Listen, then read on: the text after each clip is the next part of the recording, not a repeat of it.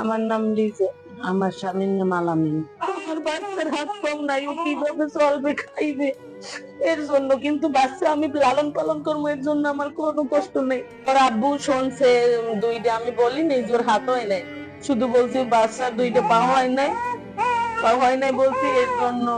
আমার বলছে যে খেলে বাচ্চা আনা লাগবে না, তুমি নিজে চললেও বাচ্চা কাউরে দিও। আসলে মায়ের ভালোবাসার কোনো তুলনা হয় না। জন্মের সময় বাচ্চার ২ হাত এবং ১ পা জন্ম নেয়নি। তারপরও মা সন্তানকে লালন পালন করতে চায়, তার কোনো কষ্ট নেই। কিন্তু বাবাকে যখন ফোন করে বলা হয়েছে সন্তানের ২টি পাই জন্মের সময় হয়নি, তখন বাবা বলেছে সন্তানটিকে রেখে চলে আসুন।